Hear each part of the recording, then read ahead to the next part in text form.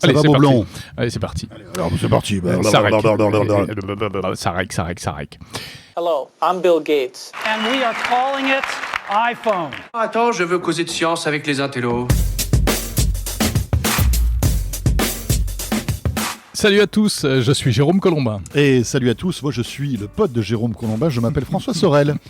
Salut François. Salut Jérôme. Bonjour à vous tous, enfin à vous qui nous écoutez, on est ravis de vous retrouver dans ce nouvel épisode de Chez Jérôme et François. Chez Jérôme et François, c'est Jérôme plus François qui raconte des trucs sur la tech. Voilà, comme tous les mois. C'est simple comme concept au fond. Voilà, et c'est comme à la maison, c'est un podcast un peu différent de ce qu'on a l'habitude de faire. Voilà, c'est moins formel, on va dire. Oui, on a tombé la cravate, que d'habitude nous portons tous les jours. Tu as même tombé la chemise aujourd'hui. Je ne sais pas pourquoi, mais ça te va bien. Chut, faut pas tout dire. Non, c'est vrai, on peut pas tout dire. C'est ça l'avantage de la radio et du podcast audio. Voilà, vous êtes dans notre intimité. On est ravis en tout cas que vous soyez là parce que vous nous le réclamez ce podcast et vous êtes très nombreux à l'écouter. Et on prend beaucoup de plaisir à le faire aussi, et ça c'est important. Bon, on va parler keynote de rentrée. Oui, et on voulait vous proposer un spécial keynote de rentrée parce que effectivement, là autant vous dire qu'on les a toutes suivies. On est au top avec Jérôme. Et c'est intéressant, je trouve, cette manière qu'ont maintenant tous ces géants. On n'a dit pas de gros mots, hein. Qu'est-ce que j'ai dit ? Cette manière qu'ont. Oh, Jérôme. Pardon.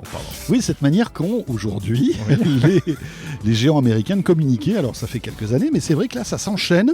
Et c'est vrai qu'avec notre nouvelle verticale Tech & Co, on les couvre toutes, ces keynotes à la radio, enfin en version vidéo, version audio, mais aussi sur la verticale web de Tech & Co. Et c'est très intéressant. Donc on a plein de choses à vous raconter. Avec toutes ces keynotes. Et ben c'est parti pour un Chez Jérôme et François spécial keynote du mois d'octobre.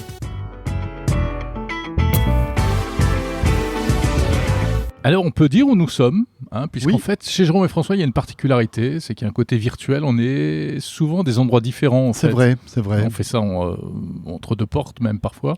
Là on fait ça entre deux émissions. En fait on est SSF, sans studio fixe. Oui, quelque sorte. C'est exactement ça, son studio fixe. Voilà, donc on se balade. Jérôme vient avec son petit matos, il a sa petite mallette, si vous voulez. Est-ce que tu as vu mon nouveau sac ? Tu sais que moi je suis un psychopathe du sac de rangement. Mais regarde ça, tu ouvres, il y a un studio de podcast à l'intérieur. Mon Dieu. Mais vous savez que Jérôme, c'est terrible. À chaque fois que nous allons aux États-Unis, ça nous arrive de temps en temps, il passe un après-midi entier à faire tous les magasins de sacs à dos. Et il en a une collection incroyable. Chacun ses névroses. C'est vrai, chacun ses obsessions. C'est vrai. Non, mais bon. Je les utilise tous. On pourra en parler un jour si tu veux, tranquillement. Il y a beaucoup à dire et je ne suis pas le seul. Je sais qu'il y a beaucoup de gens que ça intéresse. Il y a des vidéos sur YouTube. Je suis abonné à des chaînes d'enfer. Je vais te dire un truc. Il y a des vidéos sur YouTube surtout. Voilà. C'est vrai. Donc c'est pas quelque chose qui est rassurant. Le fait de dire qu'il y a des vidéos sur YouTube. Bon, ok, je te l'accorde. Alors, keynote. Donc on n'a pas dit où on était. Non, nous sommes bien dans les locaux d'Altis, dans l'immeuble d'Altis Média, dans le 15e. Pour tout vous dire, on a des émissions qui vont arriver bientôt parce qu'en ce moment avec Jérôme, autant vous dire que ça cravache. On fait plein de choses, on a plein d'émissions en direct, plein d'émissions enregistrées, avec entre autres les Labo Weeks qui vont bientôt commencer. Oui, pour vous aider à choisir vos produits high-tech, découvrir les produits high-tech avant la fin de l'année. On fait ça avec le Labo Fnac et voilà, donc on a pas mal de choses. Et puis après toutes les émissions que vous connaissez. Et donc on s'est dit, tiens, on va enregistrer chez Jérôme et François dans un petit corner que j'aime beaucoup. Moi aussi. Tu m'as dit, François, il faut absolument aller au 2e étage. On va se mettre dans ce coin-là. J'ai repéré une espèce de bulle là. On va se mettre là-dedans pour faire le podcast. Oui, vous savez, c'est ces trucs qu'il y a dans les open space pour s'isoler un peu. Donc, c'est un espace avec un peu d'isolation phonique, une table. Et puis voilà, c'est fait pour des réunions un peu à l'écart, sans être enfermé dans une pièce. Voilà. Et on remercie Altis de nous prêter cette table. Exactement. Pour parler donc de keynote, tu l'as dit, les keynotes. Alors on commence par laquelle ? Parce que c'est vrai qu'il y en a eu beaucoup. Peut-être qu'on pourrait faire l'ordre chronologique et commencer par Apple. Si tu veux. Ça a été la première. Mi-septembre, on revenait à peine de Berlin. Paf, la keynote Apple. Moi, je l'ai déjà oublié presque celle-là, moi. Tu te rappelles Tim Cook ? Oui, je vois qui c'est. Tu vois qui est Tim Cook. Les 4 iPhones qui ont été présentés, l'iPhone 14, l'iPhone 14 Plus, qui vient de sortir d'ailleurs. Je ne sais pas si tu as regardé les tests, il paraît que c'est un téléphone qui est très intéressant.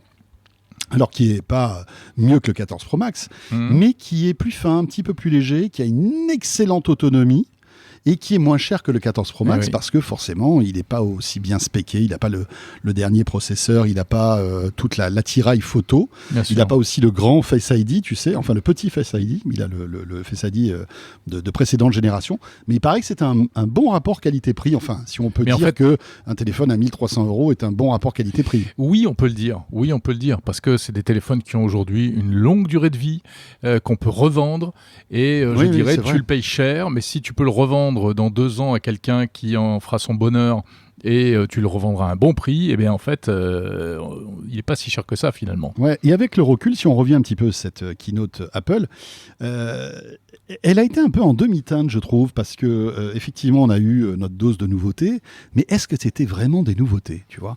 On a la chance, nous, de pouvoir tester l'iPhone 14 Pro Max depuis quelques jours. Alors évidemment, c'est toujours l'excellence Apple, l'excellence en termes d'ergonomie, de soft et important. tout, etc. Mais finalement, est-ce que tu trouves qu'entre le 13 Pro Max et le 14 Pro Max, il y a beaucoup de différence ? Alors oui et non, notamment sur la photo. Je me suis dit, mais quand même, ce 13 Pro Max, il était excellentissime en photo. Qu'est-ce qu'on peut faire de plus ? Je me suis amusé à faire des petits tests tout bêtes, d'utiliser 2 côte à côte. Et la grosse particularité du 14 Pro Max, c'est notamment la qualité de son zoom optique. Eh bien oui, c'est encore meilleur que le 13 Pro Max. C'est vrai. Mais c'est un meilleur, c'est-à-dire que quand tu zoomes, le détail est plus important. Mais ça veut pas dire... Enfin, ça fait... Les deux font d'excellentes photos. Non, mais tu as raison, les photos sont un peu meilleures. Moi, je me suis amusé à faire des photos. J'étais en Corse, là, le week-end dernier. Et je me suis amusé à faire des belles photos en 48 mégapixels en format RAW. Ah oui, non compressé. Non compressé, pour voir ce que ça donnait. Et effectivement, là, c'est très sympa parce que après, je les ai transférés sur mon PC. Donc ça t'as pris une demi-heure ? Non, alors la photo est lourde, hein, elle fait 60 mégas quand même, hein, parce que là t'es du RAW, t'as pas intérêt à tout mitrailler parce qu'autrement tu t'en sors plus. Hein. C'est peut-être pas mal ça va nous ramener à des modes un peu plus économiques de prise de photos. Bah, espérons-le. Et donc, la nouveauté de ce capteur, c'est le 48 mégapixels. Et là, tu te retrouves donc avec un vrai 48 mégapixels, parce qu'il faut savoir que quand tu prends une photo en JPEG, même avec le 48 mégapixels, tu n'as pas du 48 mégapixels, tu as du 12 mégas. En fait. Donc pour avoir du vrai 48, il faut passer en RAW, et là tu te retrouves avec un vrai format. Donc intéressant, certes, mais si tu veux, finalement, pour 95% des gens, il n'y a pas grande différence. Bah, après, il porte bien son nom, c'est le Pro, Pro, on peut faire des trucs de pro avec. Oui, mais si tu veux, pour aller plus loin... sans faire des longs métrages, hein, tu vas pas tourner Avatar, mais oui, j'ai monté un peu le son du retour. Là, non, mais ça va, c'est que bon, le son du retour, je pensais que tu trafiquais les micros. Et donc, non, mais je voulais tout ça pour dire quoi ? C'est qu'en fait, après, il y a l'iPhone 14 normal qui, lui, a encore plus de mal à faire le distinguo avec l'iPhone 13, si tu veux. Et c'est vrai que je trouve que cette gamme qui est des nouveaux iPhones n'est pas très homogène par rapport à l'année précédente, elle n'est pas très différenciante, et je trouve que c'est un problème. C'est un problème pour Apple parce que, alors sans doute que l'année prochaine pour le 15 on aura de vraies révolutions, sans doute le port USB-C qui arrivera d'ailleurs, hein, puisque Apple n'aura pas d'autre choix que d'abandonner le port Lightning, mais voilà, c'était ma petite réflexion là-dessus. Mais elle est tout à fait intéressante. Tu crois qu'Apple aura intérêt à ne plus faire forcément un iPhone par an ? Moi, je pense qu'un jour, ils y viendront. On en parlait récemment autour d'une bière de ce sujet-là. Exactement, mais moi, je pense qu'un jour ou l'autre, ils devront ralentir la cadence, surtout quand on voit, et là, ça a été une constatation flagrante, qu'il n'y a pas énormément de différence entre un 13 et un 14. Au niveau design, c'est les mêmes. Les spécificités, il y a quelques trucs qui changent, mais vraiment, c'est à la marge. Et après, je ne parle même pas du prix. Hein. Avec l'explosion du prix, voilà, c'est vrai que c'est assez chaud. Ouais. Non, puis il y a la question environnementale, etc. Ouais. Même, ce serait un message, eux qui défendent toujours toutes ces valeurs-là.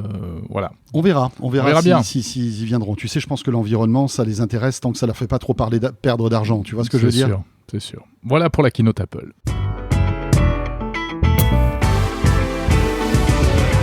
Alors, deuxième keynote, François. Deuxième keynote, Jérôme, rappelle-toi, là on se rapproche dans le temps, c'était Google. Google, absolument, ouais. Pour les Pixel 7. Très sympa cette keynote Google, avec donc les nouveaux Pixel 7, Pixel 7 Pro, et puis cette montre aussi, hein, qui a l'air très cool. Qui s'appelle, c'est une vraie surprise, Pixel Watch. Pixel Watch. Incroyable ce nom. Et tu sais, je regardais un petit peu les retours parce que ce téléphone est arrivé il y a quelques temps et on commence à voir des tests. Et notamment le test DxO. Je ne sais pas si tu vois ce que c'est DxO. C'est très intéressant. Cet organisme français qui fait trembler les marques du monde entier qui testent les smartphones avant qu'ils sortent. Et qui testent l'aspect photo des smartphones. Et tu sais que parfois, ils font revoir la copie de constructeurs en disant attendez les gars, il y a un problème avec votre smartphone, que ce soit hardware ou software, vous ne pouvez pas le sortir tant que c'est pas arrangé ce truc-là. Ouais. Donc c'est bien d'avoir une boîte française qui, malgré tout, compte dans le game, en fait, du smartphone. Tout à fait, qui fait référence et qui sert d'étalon, en fait, et qui, en tout cas, mesure chaque appareil photo. Donc, qu'est-ce qu'il dit sur le Pixel ? Par contre, ça m'a échappé. Le Pixel 7 Pro, donc le haut de gamme, meilleur appareil photo de tous les téléphones. Ah ouais. Voilà.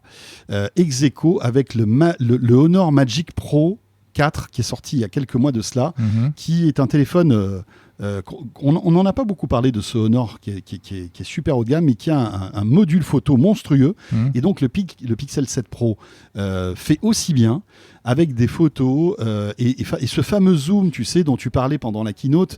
En fait, ils arrivent à zoomer dans la photo. C'est un super zoom numérique. Sans avoir de perte. Il paraît que c'est excellent. Ouais. Voilà. Et photo très équilibrée. Les couleurs de peau sont respectées. Enfin, voilà. Très bon appareil photo. Merci l'intelligence artificielle. Et il semblerait que Google ait réussi, encore une fois, à faire la différence avec ce Pixel 7 Pro qui, semble-t-il, est excellent. Voilà. Très bien. Et puis donc la Watch, tu le disais, qui est la première montre de Google. Bon, c'est pas inintéressant, hein, voilà, il révolutionne pas les choses, mais il se positionne sur ce marché. Et puis, c'est le parfait compagnon, effectivement, du Pixel, qui malgré tout reste un smartphone pas confidentiel, mais en tout cas pas réellement très grand public. Non, mais on voit que Google envoie des signes très forts pour essayer de rattraper son retard et se faire son petit trou et de se prendre une petite part du gâteau quand même du smartphone. Bien sûr. Avec donc cet écosystème maintenant qui est prêt, de très bons produits. Alors, on n'a pas encore, j'ai pas eu le temps de jeter un œil sur la Pixel Watch, mais voilà, je suis assez confiant. Je pense que ça va être un produit intéressant parce que quand tu sais qu'il y a Fitbit derrière, ça va être quand même pas mal. Le Pixel 7 Pro qui est excellent, et puis surtout les prix. Le Pixel 7 Pro coûte beaucoup moins cher qu'un iPhone 14 Pro. C'est pas à moitié prix, mais presque. Hein, alors, pas moitié prix, mais oui, mais tu as raison. On est en dessous des 1 000 euros pour la configuration haut de gamme. Alors qu'on n'a même pas un iPhone 14 pour 1 000 euros. Donc, ça peut être aussi un élément différenciant qui fera peut-être la différence, tu vois. Oui, non, mais c'était très intéressant cette keynote. Et comme tu le dis, ils s'inscrivent dans la durée maintenant, parce que Google, c'est un peu les spécialistes des projets spectaculaires, mais souvent rapidement avortés. On l'a vu avec Stadia, qui met la clé sous la porte, donc la plateforme de cloud, de gaming dans le cloud.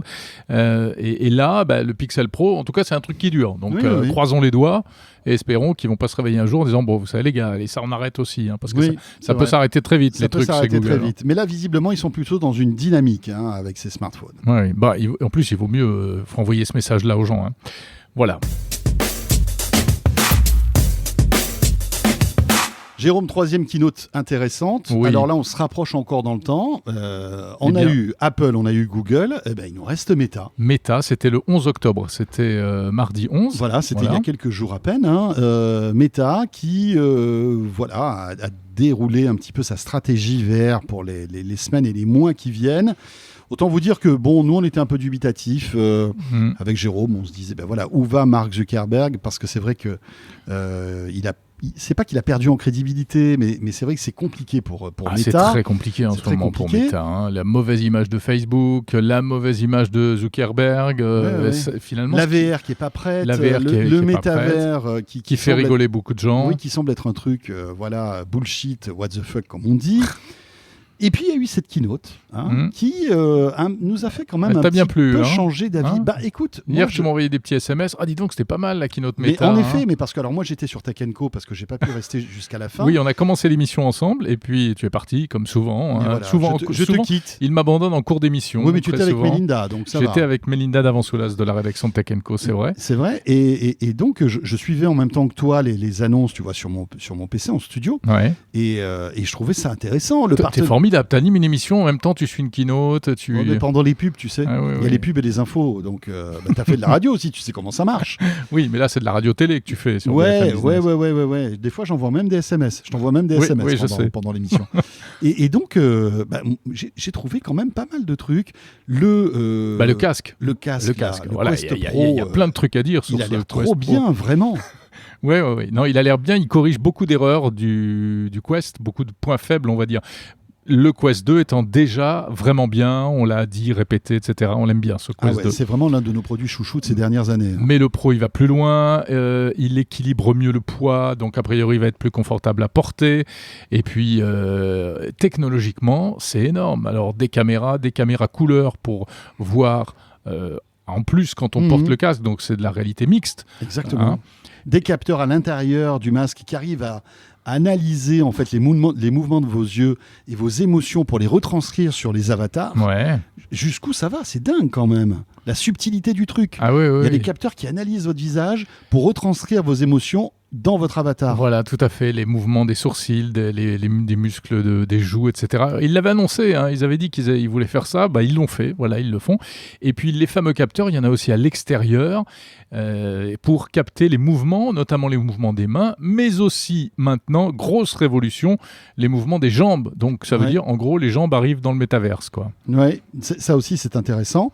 Et puis voilà, il y a eu des partenariats aussi qui sont plutôt rassurants sur l'univers métavers avec Universal, DreamWorks, on l'a vu pendant la keynote, et puis Satya Nadella quand même. Satya Nadella de Microsoft qui a fait une apparition. Ouais, qui était en visio, il était là Microsoft, voilà, c'est quand même un acteur important qui s'associe avec Facebook. Il n'était pas là pour rien, il était là parce que donc il y a un partenariat.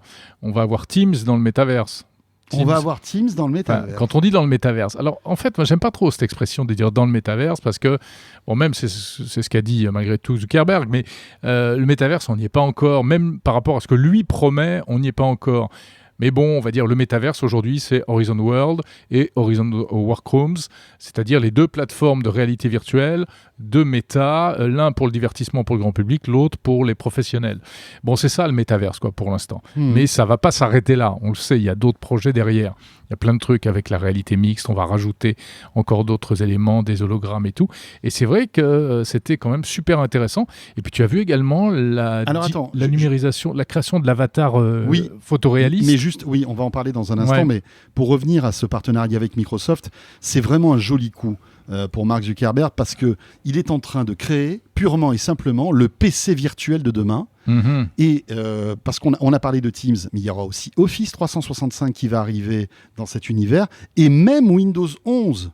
C'est-à-dire que tu vas avoir une interface de Windows 11 en virtuel qui est prévu. Ouais, alors à quoi ça ressemblera Oui, mais si tu veux, tu vas te retrouver avec... Non, mais c'est super, ce sera adapté pour... Sans doute, j'imagine qu'il y aura y a des efforts d'ergonomie à faire, etc. Mais le PC dématérialisé dans un masque VR, avec sans doute aussi de la réalité augmentée, ça a du sens. Tout à fait. Donc voilà, je trouve que c'est un... Tu as raison. C'est un truc très intéressant. C'est vrai que ce n'était qu'une partie de la keynote, mais c'est pas anodin. Elle est super importante. En effet. Parce qu'elle est très concrète, ça concerne tous les professionnels, les entreprises, etc. Évidemment. Voilà, donc ça c'est l'aspect, on va dire, application. D'ailleurs, il y a eu beaucoup de choses dans ce domaine, mais il y a aussi l'aspect tech pur, et donc je parlais des capteurs de jambes. Voilà, il nous a fait une démo. On a vu apparaître pour la première fois les jambes et les pieds dans le métaverse, ce qui n'existait pas, puisque jusqu'à présent, les avatars étaient sans jambes. Et puis après, tu le disais, je t'ai coupé quand tu parlais de ça, la numérisation des visages pour recréer un avatar, mais qui soit exactement le même que nous. Voilà, photoréaliste. C'est incroyable. C'est incroyable. Et on a vu donc l'avatar de Mark Zuckerberg. Franchement, c'était à se casser le nez. Ouais, tout à fait. Alors moi, j'avais déjà vu ça chez une start-up. À chaque fois, je crois que j'en ai peut-être déjà parlé. Tu dois la connaître. Qui s'appelle Matsuko, qui est une start-up franco. Enfin bon, elle est basée d'ailleurs à Station F à Paris, mais elle est un peu bref. Et elle travaille avec pas mal de grosses boîtes, notamment elle travaille avec Orange, etc. Et ils ont développé une techno qui fait un peu la même chose. C'est-à-dire que de quoi on parle ? Avec ton simple smartphone, tu te filmes en mode selfie, tu fais quelques grimaces. et ça permet au logiciel de capter toutes tes expressions de visage, de numériser ton visage, et après on te balance ça dans le métaverse, et donc et ça te recrée en fait un masque, quoi. Exactement, et ça c'est comme ça que bientôt tu pourras m'avoir assis sur ton canapé du salon, tu pourras regarder derrière ma tête. Bon, c'est pas, tu vois ce que je veux dire, c'est pas forcément le truc que tu as envie de faire, mais c'est pas le truc le plus important, mais non. Oui, je pourrais le faire si je pourrais veux. voir si j'ai les cheveux bien coupés derrière, à distance, grâce à cette numérisation 3D de l'avatar photoréaliste. Alors il y avait l'animation 3D du visage, mais aussi de tous les objets. C'est ça qui est cool aussi. Alors ça c'est encore une autre brique. Ça c'est trop super bien. Intéressante. On va pouvoir numériser des vrais objets et les insérer dans un univers virtuel, mais en 2 temps 3 mouvements, simplement avec ton smartphone. Tac, tu scannes le truc, paf, et ça se retrouve. Et dans ça, le métavers. C'est un vrai défi parce que jusqu'à présent, pour numériser des objets, il fallait des scanners 3D, parfois des cabines hyper sophistiquées avec je sais pas combien d'objectifs photo, etc. Grosse artillerie informatique derrière. Et bien là, ça simplifie énormément les choses. Alors, c'est pas parfait. Hein, non. Mais... Voilà, c'est un peu rigide. Hein, une plante verte ou un nounours, ils sont un peu statiques, un peu rigides, mais ça va s'améliorer. Ça va évoluer. Et je suis sûr que demain, tu pourras les animer, ces objets-là. Bien sûr. Certain. Voilà, quand ils commenceront à introduire la résistance. Mais bien sûr, je pourrais rajouter des petites pattes à mon mug café. Ah oui, tu pourras faire du mix entre du réel et du virtuel. Et ça, c'est l'outil adéquat pour pour séduire les marques. Hein, voilà. Et on va terminer, François, ce podcast avec la dernière keynote qui nous est passée entre les mains. Et alors, c'est vraiment tout chaud. Tout chaud, puisque à l'heure où on enregistre ce podcast, en fait, on sort de la keynote Microsoft. Voilà, exactement. Qu'on vous a fait vivre d'ailleurs sur la chaîne Tech & Co en direct, puisque c'est un peu notre particularité, toutes ces keynotes. Voilà, on vous les fait vivre en direct et on vous les commente sur la chaîne. Oui, alors Microsoft qui a fait une petite keynote, tranquillou, 38 minutes, montre en main. Oui. Voilà. Bon, écoute, il n'y a pas besoin de faire plus. C'était dense, c'était intéressant. Avec Panos Panay, qui est l'un des VP Microsoft, qui est très à l'aise devant la caméra.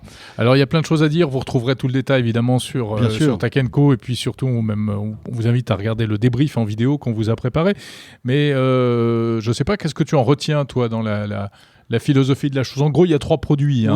Oui. Mais alors, bon, les produits, on va y revenir. Mais ce qu'il y a d'intéressant, et moi, ce que je trouve vraiment fort chez Microsoft, c'est cette ouverture, en fait, sur, on va dire même des systèmes concurrents. On prend le cas d'Apple, et bien voilà, Microsoft n'a pas de tabou et explique que dans la nouvelle version de Windows 11, on pourra installer iCloud Photo et retrouver donc en temps réel les photos d'Apple, donc d'iCloud, mais aussi prises avec un iPhone par bien exemple. Sûr, Apple TV qui arrive aussi sur Xbox. Donc si on a une Xbox, on pourra télécharger l'appli Apple TV. Apple Music aussi qui arrive et je trouve ça très intéressant, cette volonté de Microsoft de dire écoute, vous savez quoi les gars, nous on fait du soft, on n'a pas d'ennemis, on veut être partout, et si on peut faire des deals ensemble pour fluidifier en fait des écosystèmes, allons-y. Et moi j'aime bien ça parce que j'ai l'impression que Microsoft est un petit peu en avance par rapport aux autres sur ces sujets. C'est vrai, tu as tout à fait raison. C'est bien, c'est intéressant, surtout pour nous les utilisateurs. Hein. Mais bien sûr. Mais c'est quand même nouveau et il y a un passé qu'il ne faut pas forcément oublier trop vite. Hein. Ok, aujourd'hui c'est très bien cette stratégie, mais on se rappelle d'une époque où c'était exactement le contraire. Mais bien sûr. Mais quand Microsoft était sur le marché du Windows Phone en fait, et qu'ils avaient leur OS, là c'était la guerre ouverte. Mais comme ils ont perdu la guerre... Oui, mais enfin ils ont quand même Windows toujours là. Oui, mais Windows ça les empêche pas de s'ouvrir à iCloud. Mais Windows... Moi je regardais la keynote, je me suis mis, ils vont nous annoncer l'arrivée de macOS sur tablette. Attends, pourquoi pas? Mais en fait parce que Windows 11 c'est qu'un produit d'Apple. C'est pas Windows 11 qui rapporte de l'argent à Microsoft. Ce qui rapporte de l'argent, c'est toutes les suites Office, c'est les licences Teams. C'est tous ces trucs-là, en fait. Et donc, Windows 11, voilà. C'est devenu une commodité, Windows 11. C'est une commodité. Microsoft, il dépense beaucoup d'argent parce que c'est un peu un produit vitrine. Mais c'est, à mon avis, Windows 11 est juste, en fait, une espèce de super papier cadeau pour après, dérouler la stratégie Office 365, Teams, etc., qui là rapportent beaucoup d'argent à Microsoft parce que ce sont, rappelons-le, des abonnements. Et oui, voilà, bien sûr. Et Donc, c'est dès qu'il y plutôt a malin. des abonnements, il y a une rente et ça devient très intéressant. Moi, ce que j'ai bien aimé, c'est le positionnement pour les créateurs. Ce que je ne suis pas forcément, hein, mais je trouve intéressant parce que là aussi, c'est une sorte de virage. Microsoft, c'était pas forcément la marque des designers, des architectes, des publicitaires, des artistes, des créateurs. Même si depuis quelques années, ils font beaucoup d'efforts dans ce domaine. Mais ils se positionnent pas mal sur ce créneau-là. Alors d'abord avec leur magnifique Studio 2+, qui est donc cet ordi de bureau, mais avec un écran inclinable sur un pied super astucieux. Super astucieux, et très technique. Hein. Oui, Vraiment. c'est à la fois un ordinateur et c'est un ordinateur tout en un. Et puis en fait, c'est également un gros écran tactile, un peu comme Surface. Tu te souviens de la Surface d'origine? Bien sûr. Qui était la table tactile hein, présentée par Bill Gates il y a des années. Qu'on rêvait d'avoir à la maison. Exactement. Pour boire un apéritif et avoir... tu te rappelles de ça? Oui, ça nous avait complètement scotché. Ouais. Et puis là-dedans, ils vont nous mettre des choses comme, alors d'abord une nouvelle appli qui s'appelle Microsoft Designer et qui est donc, comme son nom l'indique, destiné aux créateurs. Ça fait penser un petit peu à Canva. Si vous connaissez Canva, qui est un service en ligne, une espèce de super Photoshop. Enfin, c'est pas de la retouche photo, c'est de la création véritablement graphique. Et ils ont intégré le système d'intelligence artificielle qui s'appelle DALL-E, qui permet de créer des images à partir de requêtes en langage naturel. Je ne sais pas si tu as essayé ce truc-là. Je l'ai testé il y a quelques temps. Ouais. Et c'est vrai que c'est bluffant quand même. C'est incroyable. Hein. Tu tapes n'importe quoi. Moi, je vais taper femme sur un scarabée géant dans Paris, je crois. Enfin, des trucs, tu vois, c'est presque du surréalisme. Oui, c'est les mots qui te passent par la tête. Tu les écris. Et ça te sort un truc. Et ça te sort une image. Un peu artistique en plus. Un peu, oui, tu peux le dire, à la façon de Rembrandt, de qui tu veux, etc. Bon, voilà. Et ça, c'était aussi dans la keynote Microsoft. C'est amusant quand même. Alors voilà, après des nouveautés hardware, on ne va pas revenir là-dessus parce que comme le disait Jérôme, vous pouvez retrouver ça sur l'univers Tech & Co. Voilà, il y a une tablette, un laptop, vous trouverez tout le détail sur Tech & Co. La Surface Pro aussi, qui est cette tablette hyper boostée aux amphétamines. Avec plein de fonctions pour la visio qui sont assez géniales, comme le suivi du regard, l'amélioration du son et tout. Etc. Voilà pour cette keynote Microsoft. Bon, alors il nous reste 5 minutes, si tu veux, on peut parler d'autre chose que de keynote. Oui, écoute, tu sais, moi j'ai la chance tous les soirs de rencontrer plein de gens hyper passionnants. Mais je sais, tu as des soirées tellement animées. Écoute, oui, c'est vrai. Et là, il n'y a pas longtemps, j'ai reçu en fait un représentant d'une boîte qui s'appelle BLR Aviation et qui ont comme projet, alors on en est pour l'instant au concept, une voiture volante, mon pote. Ouais. Mais une voiture volante, une vraie voiture volante, c'est-à-dire que c'est une voiture qui roule, d'accord, ok, tranquille, et un peu à l'image d'un drone, si tu veux, elle va déployer 4 rotors qui vont sortir en fait si tu veux, de branches qui sont sous la voiture et qui vont transformer la voiture en drone en quelque sorte. Et là, ta voiture, elle décolle. C'est n'importe quoi. Non, c'est pas n'importe quoi. Non, mais attends, ok, c'est super. Oui, non, mais c'est chouette. Mais tu y crois? Alors.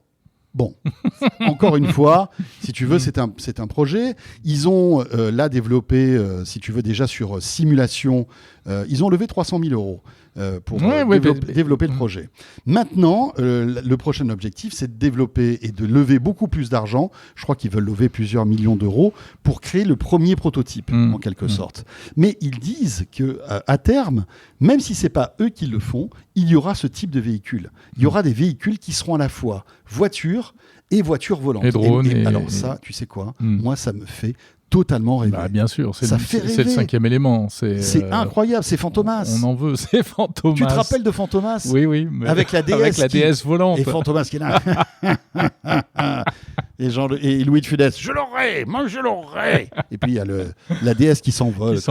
J'ai vu ça à Las Vegas aussi en spectacle, le magicien qui s'en va avec la voiture au-dessus de la scène. C'est assez incroyable. Bon, voilà, ça fait partie un peu sympa, la voiture des fantasmes. Mais c'est pas mal. Moi, ça me fait penser à une autre entreprise qui est du sud de la France qui s'appelle Maca. Je ne sais pas si tu les as reçus dans Tech & Co. Qui, pareil, fait une Formule 1 volante. Alors, il faudra que je les reçoive. Tiens, Maca, tu dis. Oui. Et en fait, tu vois la course de pod dans Star Wars. Oui. Et ben, c'est exactement ça. C'est Ouais. ça leur truc. Donc, ce qu'ils veulent faire, c'est un véhicule de course qui vole à 2 mètres du sol et qui est propulsé par réacteur. Et voilà, c'est 2 anciens de l'aéronautique. Hein. Ils viennent du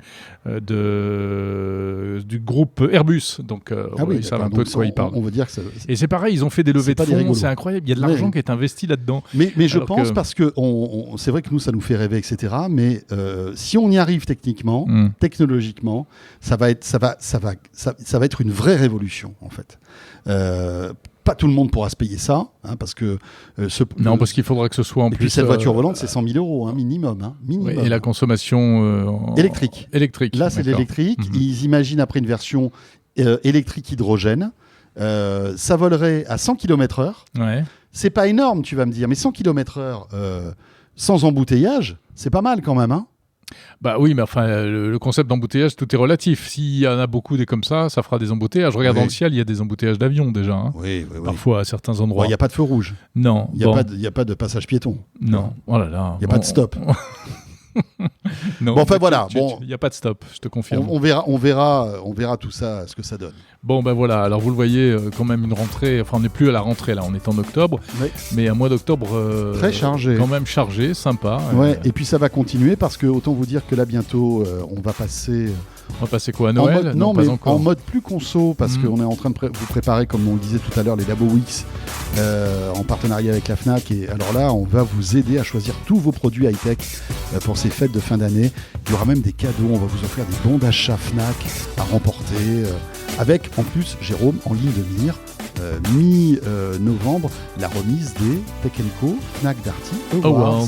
Voilà, à ne pas rater. On a la date Pas encore. Je crois que c'est le 7 novembre, mais je dis Bon. peut-être une bêtise, ou peut-être le 17. Là, alors. tu me prends au dépourvu. Ah, mais pardon. je crois que c'est le 17. Ok, très bien. Voilà, on était ravis de passer avec vous cette demi-heure, comme chaque mois, chez Jérôme et François. Ce podcast que vous ne trouverez nulle part ailleurs. Ah bah non, ça, c'est clair. Ça n'existe pas aux États-Unis, pareil. Hein. Il paraît que ça n'existe pas aux non, États-Unis. non. Eh ben écoutez, on garde notre spécificité. Exactement. François, on te retrouve tous les soirs dans Tech & Co. C'est bien sûr. Et toi, on te retrouve tous les week-ends avec ta ribambelle, ta collection de podcasts nouveau.